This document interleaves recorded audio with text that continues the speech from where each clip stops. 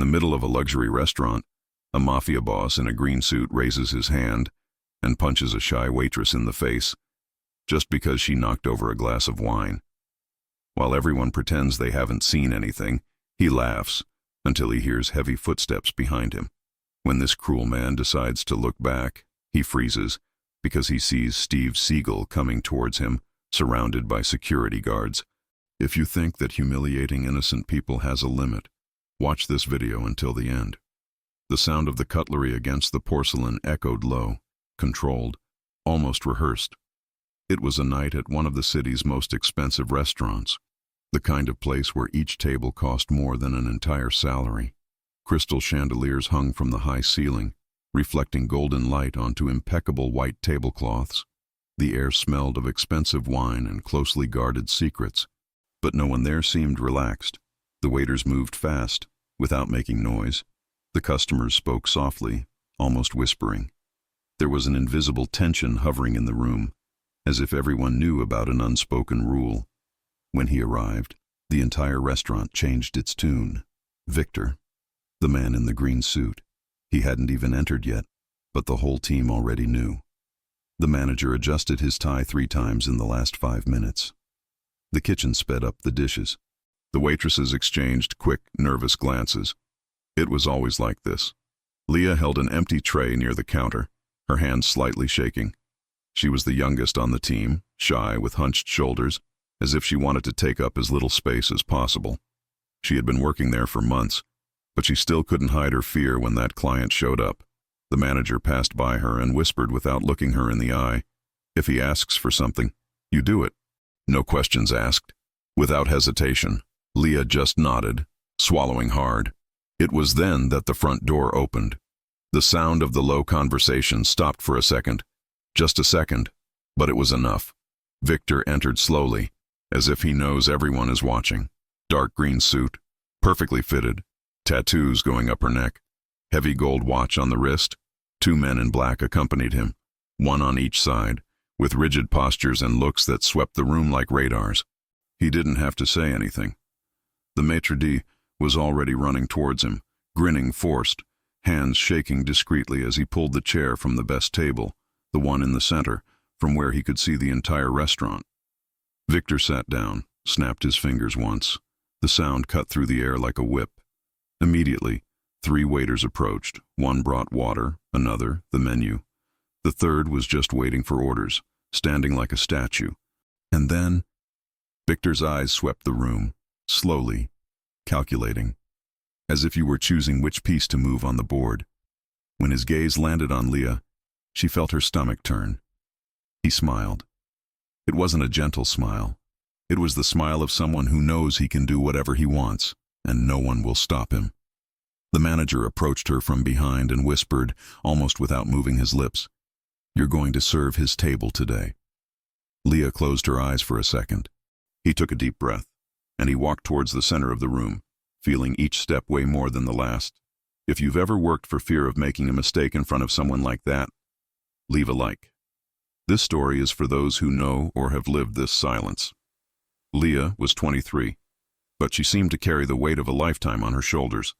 She was never the attention-grabbing waitress. She wasn't expansive, she didn't smile easily, she didn't make friends with customers. She did her work quietly, with her head down, as if she just wanted to go unnoticed until the end of her shift. And everyone liked her for exactly that. The cooks liked it because she never complained when the order was delayed. The other waiters liked it because she agreed to change shifts without question. The manager liked it because she never asked for a raise, never missed it, never argued. But no one defended it. When a customer was rude, no one intervened. When someone overloaded her with extra tables, no one said anything. Leah was too useful to lose, but too invisible to protect. She knew that. And he accepted it, because he needed to. The mother was sick at home, advanced diabetes, drug bills piling up, expensive appointments that the public system didn't cover. Leah worked 6 days a week, sometimes 7, sending almost everything she earned home. There was no room for pride, only survival. That night, as she walked toward Victor's table, she felt her hands sweat more than usual. The empty tray trembled slightly. She pressed her fingers around the edge, trying to control it. As she approached, she realized that the two henchmen in black suits did not take their eyes off her. It wasn't a look of interest. It was surveillance, as if she were a threat, or worse, as if she were nothing. Victor fiddled with his cell phone without looking up. She stopped by the table, waiting. 5 seconds. 10. 15. He continued typing, completely ignoring her presence. Leah swallowed, but did not move. I knew that interrupting would be worse. Finally, he looked up, slowly, as if granting a favor. "Can you read?" he asked, with a crooked smile. She blinked, confused. "Yes, sir." He pointed to the menu, which was still closed on the table. "Then why are you standing there, waiting for me to ask? Can't you see I'm busy?" One of the henchmen gave a short, dry laugh. Leah felt her face heat up, but kept her voice firm. "I'm sorry, sir. What would you like?" Victor leaned back in his chair, crossed his arms, and looked her up and down, as if evaluating a broken object. "Wine. The most expensive you have. And it doesn't bring me that cheap French garbage. I want the backup." "Yes, sir." She turned to leave, but his voice cut her off in the middle of the movement. "And girl?" Leah stopped, but did not turn her face completely. "If you drop even one drop." He paused, letting the silence do the work. "You'll wish you were born somewhere else." She nodded, quickly, and left the table with hurried steps. At the back of the restaurant, leaning against the cold wall of the pantry, she closed her eyes and took 3 deep breaths. His hands were still shaking, but she couldn't cry. Not there, not now, because if it collapsed, who would pay for the mother's medicine at the end of the month? Leah opened her eyes, adjusted her apron, and returned to the salon. Invisible, useful, disposable. If you know someone who endures humiliation in silence just to not lose their job, already leave a like for this story to reach more people. Leah returned from the cellar carrying the tray with almost religious care. A bottle of red wine, special reserve, golden label, price she didn't even dare calculate. 2 fine crystal bowls swayed slightly with each step, reflecting the light from the chandeliers. She breathed slowly, controlling her every move. I couldn't make a mistake. The hall remained in tense silence. The other tables pretended to be normal, but everyone knew where the danger was. Victor laughed out loud now, telling some story to the henchman, gesturing with his hands, the gold watch shining with every movement. Leah approached from the side. Short, calculated steps. 3 meters. 2. 1. It was then that it happened. One of the henchmen, the tallest, with a scar on his chin, stood up suddenly, without warning, pushing his chair back while laughing at something Victor had said. The chair slammed into the side of Leah's tray. Everything slowed down. The bottle tilted. The glasses slid. Leah tried to make up for the weight, but it was too late. One of the glasses fell straight into Victor's lap, pouring red wine over the impeccable green suit. The other fell to the ground and exploded into 1,000 pieces of crystal. The sound echoing through the entire restaurant like a gunshot. The hall froze. All talks ceased. All the cutlery stopped in the air. Even the background music seemed to disappear. All that remained was the sound of wine running down Victor's expensive pants, drop by drop, staining the fabric a dark red, almost black. Leah was paralyzed, the tray still in her hands, her eyes wide, her heart pounding so hard she was sure everyone could hear.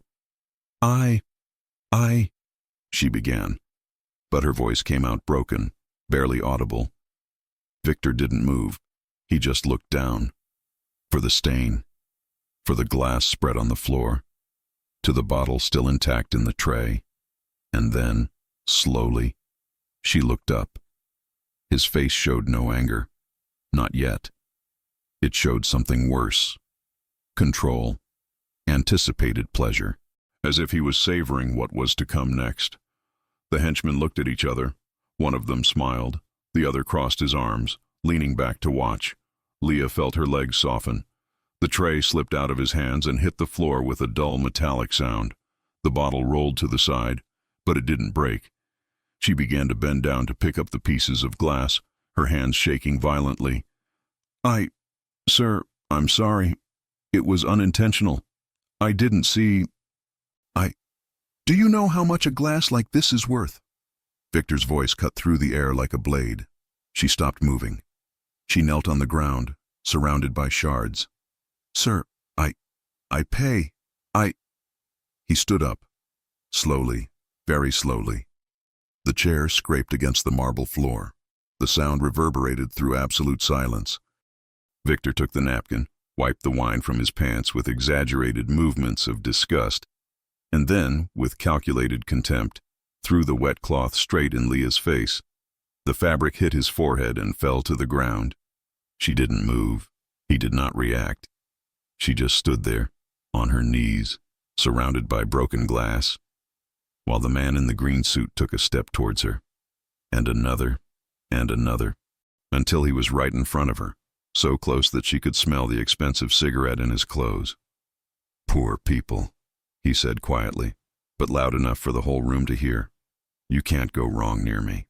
Leah's breath caught in her throat, and for the first time in her life, she understood what it was like to feel that there was no way out. Victor took a deep breath, his shoulders rising and falling with a false, dangerous calm. He didn't scream. He didn't need to.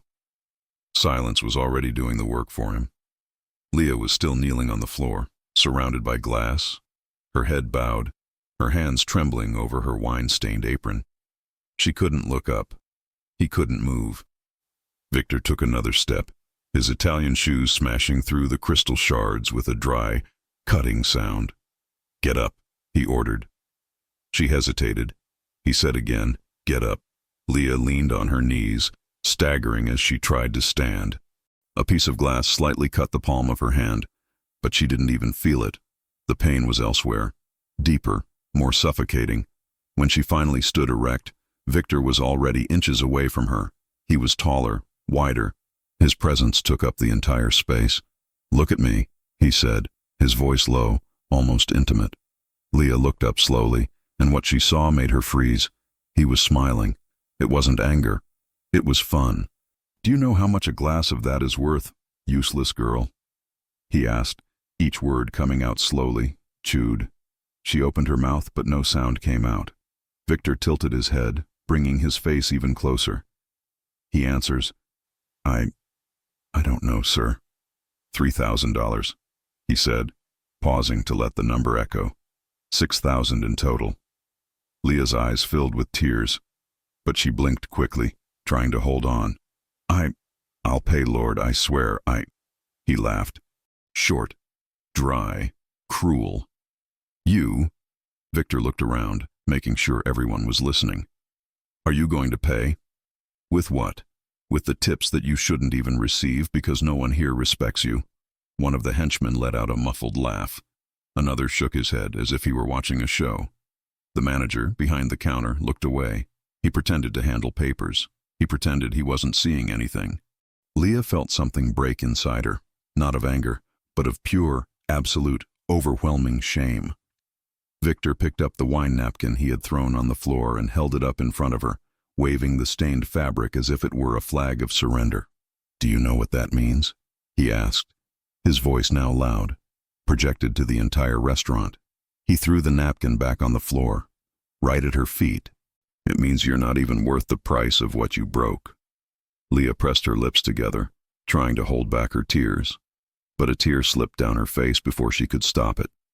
Victor saw it, and he smiled even more. He got so close that she could feel the heat of his breath. "People like you," he whispered, but loud enough for all to hear, "are born to serve.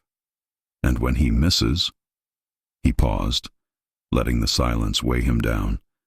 "He learns in pain." A chill ran down Leah's spine. She knew what was coming next. Everyone knew, but no one moved. No one spoke. The entire restaurant became complicit in what was about to happen.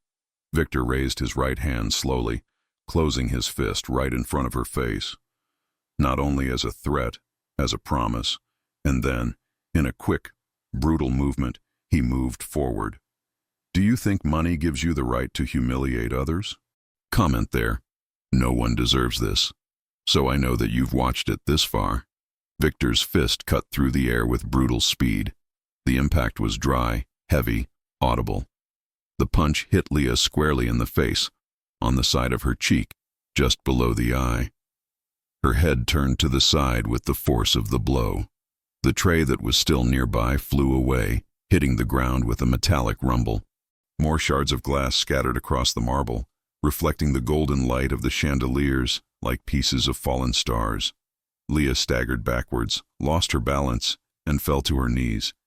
His hands went straight to his face, covering his cheek that throbbed, hot, burning like fire. She tasted the blood in her mouth, metallic, bitter, real. The entire restaurant froze. No one screamed, no one stood up, no one rushed to help. Just silence. Absolute, heavy, cowardly silence. Leah stood there, kneeling on the floor. Her breath held her breath, her eyes wide, trying to process what had just happened. She didn't cry. I couldn't. The shock was too great. Victor lowered his fist slowly, adjusting the cuffs of his shirt calmly, as if he had just dusted a dirt from his suit. He looked at his hand, his knuckles slightly reddened, and smiled contentedly. The two henchmen around the table exchanged glances and began to laugh. It wasn't a loud laugh. It was something worse. A contained, intimate laugh, as if they were watching a private show. One of them tapped the table with the palm of his hand, shaking his head in approval. She needed this, the other murmured, lighting a cigarette. Victor took a step back, adjusted his watch to his wrist, and looked around the room, making sure everyone had seen it. And they did. Every customer, every waiter, every person in that expensive restaurant had witnessed what he had just done. But no one said anything. A man in a gray suit at the corner table lowered his eyes to the plate, as if suddenly food was the most interesting thing in the world. A woman in a red dress took out her cell phone and pretended to read something on the screen, slightly turning her body to the opposite side. The manager, behind the counter, cleaned a glass that was already clean. The mechanical movements, the face completely expressionless. Everyone pretended. Everyone chose to pretend not to see. Leah was still on the floor, her hand still on her face, feeling the swelling start. A tear finally slipped, silently, falling straight into the shards of glass scattered around him. Victor turned his back to her, adjusting his green suit as if nothing had happened. "Clean that floor," he said, not looking back, his voice cold, nonchalant. "Before I slip into your failure." He returned to his chair, sat down calmly, and snapped his fingers again. Immediately, another waiter, older, gray-haired, came running with a new towel and began to clean the table, avoiding any eye contact with Leah. The henchmen settled down, laughing quietly among themselves, already forgetting what had happened. To them, that was nothing, just another day. Leah tried to get up, but her legs were unresponsive. She rested her hands on the floor, feeling the pieces of glass cut lightly into the skin, but the physical pain was insignificant compared to the humiliation that suffocated her inside.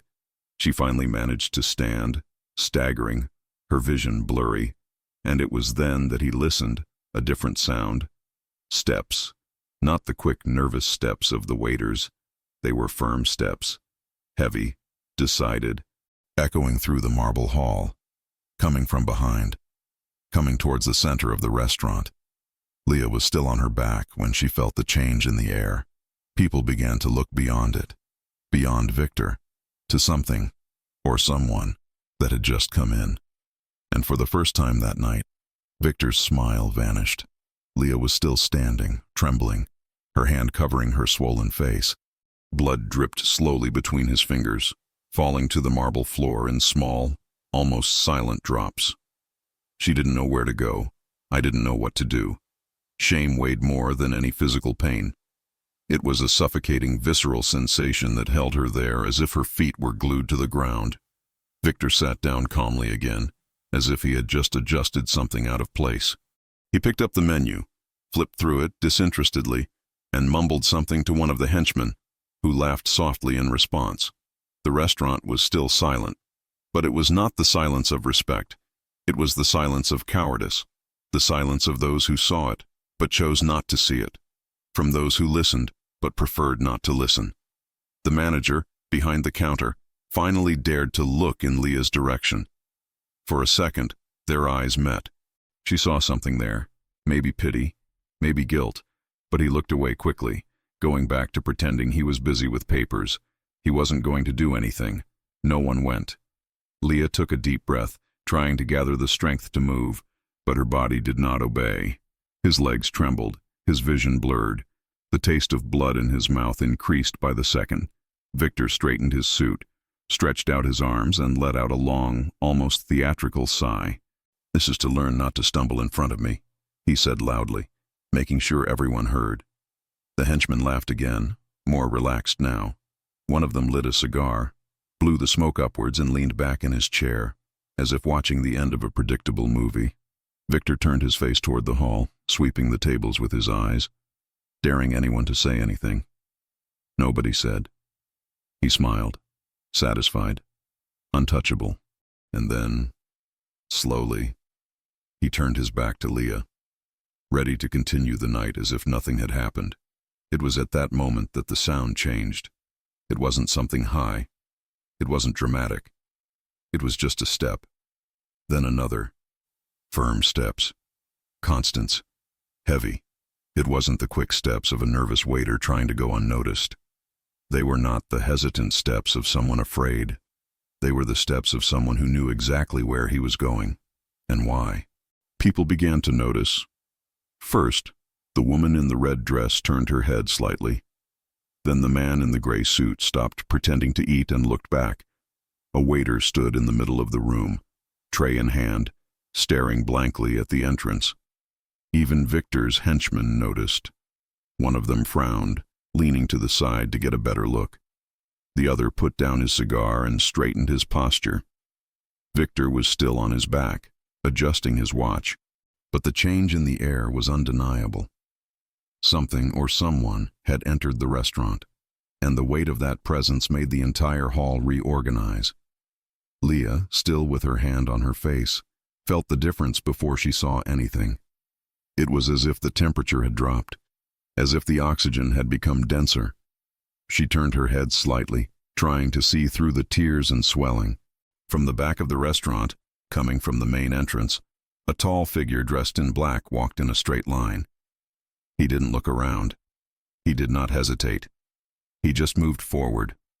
Behind him, other men, also in black, but different.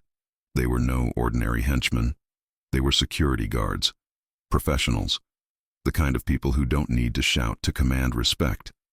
The hall began to split. Customers discreetly moved away from the tables near the aisle. Waiters leaned against the walls, clearing the way, and the steps continued, firm. Decided, straight to the center of the restaurant, right to where Victor was sitting, with his back turned, still oblivious. One of the henchmen finally stood up and whispered something in the boss's ear. Victor made an angry gesture with his hand. Without turning, "I didn't tell anyone to come in here now," he murmured, his voice full of impatience. "Who dares?" But before he finished the sentence, he felt it, a presence, right behind him, heavy, silent, impossible to ignore. Victor stopped talking. His smile faltered, and slowly, very slowly, he started to turn his head. If you also believe that cowardice has a limit, subscribe to the channel, because here we always expose this type of abuse of power in the form of a story. The footsteps stopped. The sound ceased, but the presence remained, heavy, dense, undeniable. Victor had not yet completely turned. He hesitated, just for a second, as if part of him knew something had changed, but pride kept him from accepting it. Leah, on the other side of the table, managed to look up through the pane. And he did. A tall man, dressed entirely in black, standing a few meters away. Dark leather jacket, tights, heavy boots. His face was firm, scarred, his eyes piercing. The kind of gaze that doesn't need to scream to command respect. He didn't say anything. It just stayed there, watching. Behind him, 4 men in dark suits positioned themselves strategically. They were not henchmen. They were professionals. The posture was different, controlled, trained, lethal if necessary. But what really drew attention was his calmness. There was no hurry. There was no visible anger. Just an absolute presence, as if the entire restaurant had reorganized itself around him the instant he walked in. The hall was completely silent now. Nobody chewed, no one drank, no one dared to move. Victor finally turned his body in his chair, slowly, his eyes half closed in irritation.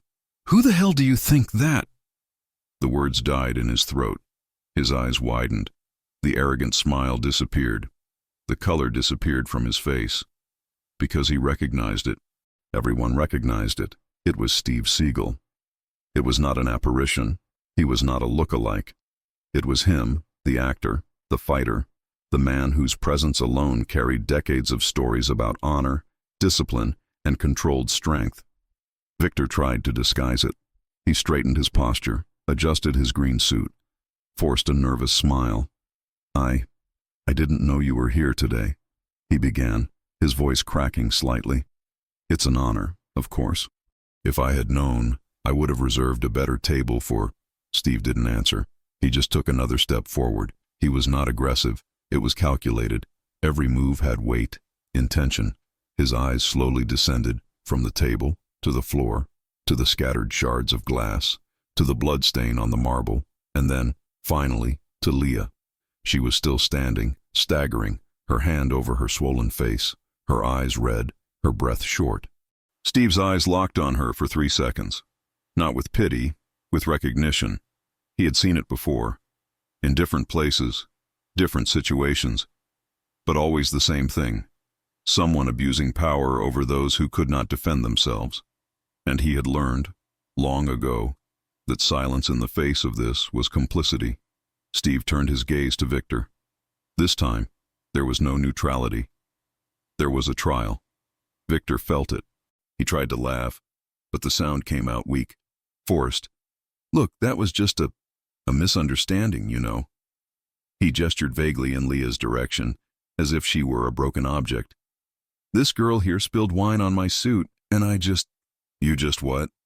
Steve's voice cut through the air like a blade. It was not high. It was not shouted, but it carried a weight that made the entire restaurant freeze. Victor opened his mouth, but not a word came out. The henchmen around the table looked at each other, restless. For the first time in the night, they didn't know what to do. Steve took another step, now directly between Victor and Leah. He didn't touch anyone. He didn't have to. It just stood there. A human shield, silent, unshakable. Victor tried to regain his composure. He looked around, seeking support from the henchmen, but they had subtly retreated, like rats abandoning ship. He tried to laugh again, but the sound died down before it left. Steve tilted his head slightly, as if studying a cornered animal.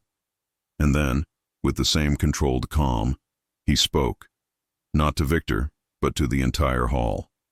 "When a man beats a woman who can't defend herself." He paused, letting the silence carry the weight. "He's not showing strength. You're showing fear." The phrase echoed through the restaurant like distant thunder. Victor tried to say something, but his voice failed. Everyone knew. At that moment, the man in the green suit, the untouchable, the feared, the powerful, had just become small, and Steve Seagal, without having to raise his voice or hand, had taken control of the room. Victor was still seated, but his posture had changed. The shoulders were no longer so wide. His chin was no longer so up. The hands, which had previously gesticulated arrogantly, were now stationary on the table, their fingers slightly tense.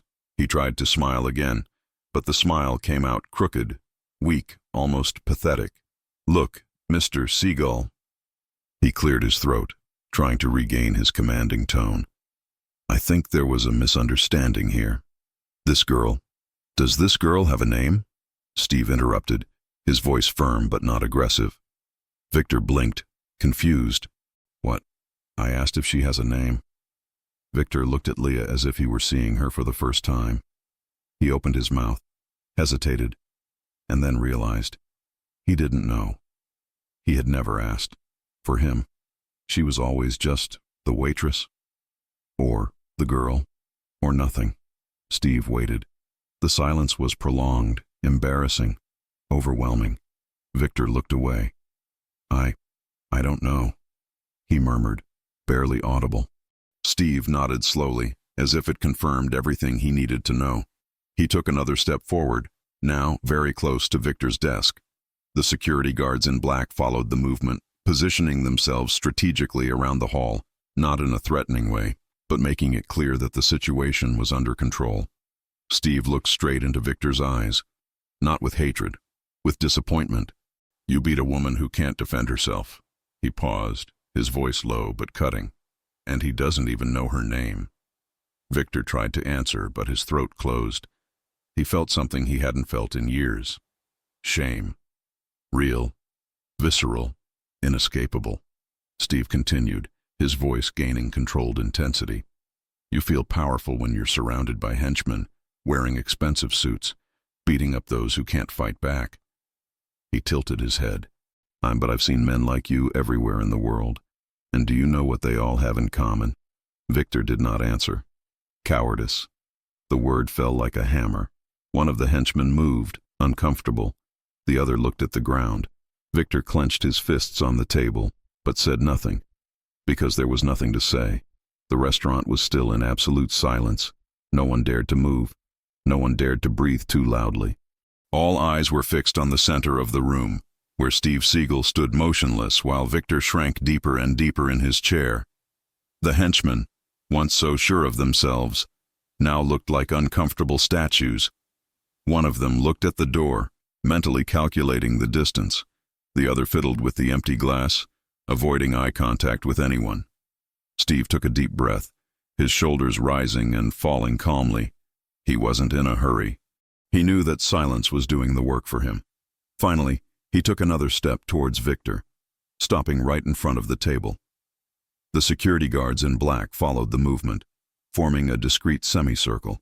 Steve leaned forward slightly, resting his hands on the edge of the table, his gaze fixed on Victor. "Do you think I don't know who you are?" he asked, his voice low but sharp as glass. Victor opened his mouth, but no sound came out. Steve continued, "You think it's because you have money, because you have henchmen, because you wear expensive suits and go to places like that? Are you above consequences?" Victor tried to smile, but the smile died before it formed. I was just—" "You were just what?" Steve interrupted, his voice gaining intensity. "Teaching a lesson, showing who's boss, putting someone in their place." Each question was like a blow. Victor recoiled in his chair, his shoulders stooping, his face pale. Steve straightened his posture, crossing his arms, his presence occupying all the space. "I've seen men like you all over the world," he said, his voice now calmer, but still dense. "Men who think that strength is hitting those who cannot fight back, who think that power is to humiliate those who are just trying to survive." He paused, letting the silence weigh him down. "But do you know what I learned?" Steve tilted his head slightly. "What men like that? They are only brave when no one is looking, or when they are sure that no one will do anything." Victor tried to speak, but his voice came out choked. It wasn't my intention." "Wasn't that your intention?" Steve repeated, his tone charged with irony. "You closed your fist, moved forward, and hit her in the face. That was not intention. It was a choice." The word choice echoed through the hall like a bell. Leah, still standing next to Steve, felt something change inside her. It wasn't just relief, it was clarity. For the first time, someone was saying out loud what everyone knew, but no one had the courage to speak up. Steve turned slightly to the room, making sure everyone heard. "And you?" He looked around, sweeping the tables with his eyes. Who were here? Who saw everything and did nothing? The man in the gray suit lowered his head. The woman in the red dress looked away. The manager, behind the counter, swallowed. "You made a choice, too," Steve said, his voice firm but not accusatory. Only true. The silence was different now. It was no longer the silence of cowardice. It was the silence of shame. Steve turned his attention to Victor, who now looked smaller than ever. "You'll apologize to her," he said, simple, direct. Victor blinked, confused. What? You heard it. He will stand up, look her in the eyes, and apologize." Victor looked around, looking for support, but the henchmen had already subtly moved away, like rats abandoning ship. He looked at Leah. She still held her swollen face, but there was something different in her eyes now. It was no longer breaking. He was standing. Victor hesitated, but the weight of Steve's gaze was unbearable. Slowly, trembling slightly, he stood up. His knees almost missed, but he held on to the edge of the table. He took a step towards Leah, stopping at a safe distance. For a long moment, he just stood there, his eyes on the ground, unable to look at her. His voice came out weak, barely audible. I apologize. He was not sincere, but it was audible. And for the first time in his life, Victor, the man in the green suit, the untouchable, the feared one, had been forced to bow his head. Steve didn't smile. He did not celebrate. He only nodded, once, slowly. He turned to Leah and said softly, "You don't have to accept it, but you deserve to hear it." Leah nodded, her eyes teary, but this time not from pain, of relief. Steve gave one last look to Victor, who was now standing like a broken statue, and then turned to his security guards. "Let's go," he said simply. The men in black moved in sync, making their way through. Steve walked towards the exit, but before he passed through the door, he stopped. He turned one last time to the hall. "Courage is not hitting someone who can't fight back," he said, his voice echoing through the entire restaurant. "Courage is to stop those who do this," and then he left. The sound of firm footsteps disappeared in the hallway, and the restaurant, for the first time that night, breathed. Steve stepped aside, making room for everyone in the restaurant to see Leah, still standing, holding her face, her eyes red, but now with something different in her eyes. It was no longer just fear. It was recognition. Someone had finally seen it. Someone had finally stopped. Steve turned to her, and for the first time, his face softened. Not much. He still carried the firmness of one who does not tolerate injustice, but enough to show humanity. He held out his hand. Leah looked at his hand, then at him, confused, almost in disbelief. "You don't have to stay down there," he said softly. She hesitated, but then slowly accepted his hand. Steve helped her up carefully, as if she were made of something fragile but valuable. When she stood, he held her gaze for a second longer than necessary, not with pity, but with respect. "Are you okay?" he asked quietly, just for her to hear. Leah nodded, her voice stuck in her throat, but her eyes saying everything. Steve nodded back and then turned back to Victor, who now looked smaller, curled up in his chair, as if he wanted to disappear. "Do you know what separates a real man from a coward?" Steve asked, his voice returning to the firm tone, designed for the entire room to hear. Victor did not answer. "A real man protects those who work honestly." He paused, letting the weight of the sentence settle. "A coward beats those who cannot fight back." Steve's security guard subtly approached, closing the circle around Victor's desk. Not violently, only present. Victor finally looked up, and what he saw on Steve's face wasn't anger. It was worse. It was silent disappointment. The kind of look that says, "I know exactly who you are, and you know too." Victor swallowed. For the first time in his life, he had no answer. There was no way out. I had no control, and everyone in the restaurant saw it. The man in the green suit, the untouchable, the dreaded, had just been dismantled. Without a punch, without a shout, only with the truth. Steve took a step back, but didn't take his eyes off Victor.